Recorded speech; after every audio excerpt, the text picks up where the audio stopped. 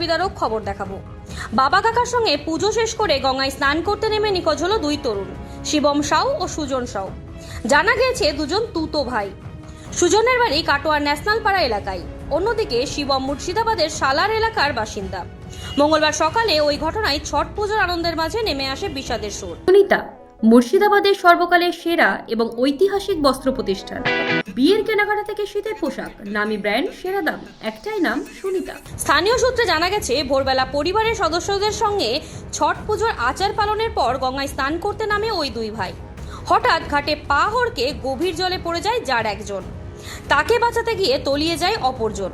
পরিবারের সদস্যদের চিৎকারে ছুটে আসেন স্থানীয় মানুষজন। পরে পুলিশ প্রশাসন পৌঁছায় ঘটনাস্থলে। সঙ্গে সঙ্গেই ডুবুরির দল ও বিপর্যয় মোকাবেলা বাহিনী ঘটনাস্থলে পৌঁছে তল্লাশি শুরু করে। আনন্দের মাঝেই গোটা ঘাট জুড়ে নেমে আসে বিষাদের ছায়া। আজকে ছট পুজো ছিল। ওরা প্রতি বছরের ন্যায় কাটোয়া দেবরাজ ঘাটে ছট পুজোর করতে যায় এবং সেই মুহূর্তে দুই ভাই সাঁতার জানে না।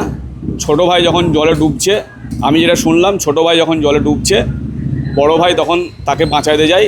ছোটো ভাইও তলিয়ে যাওয়ার সাথে সাথে বড় ভাইও কিন্তু তলিয়ে যায়।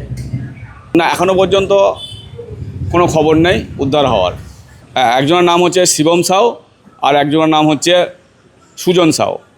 এখানে এই যে ছট পুজোর জন্য যে এসছে, এখানে ছট পুজো হয়, সকালে এসেছিলো তারা জল ঢালার জন্য। এখানে জল ঢালে, তাদের এখানে যে জল ঢালতে গিয়ে একজন জলের নিচে তলিয়ে যায়, তার ভাই আবার তাকে তুলতে গিয়ে সেও তলিয়ে যায়।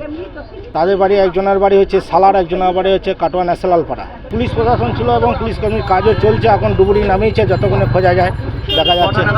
ওই 5:30 6টা নাগাদ।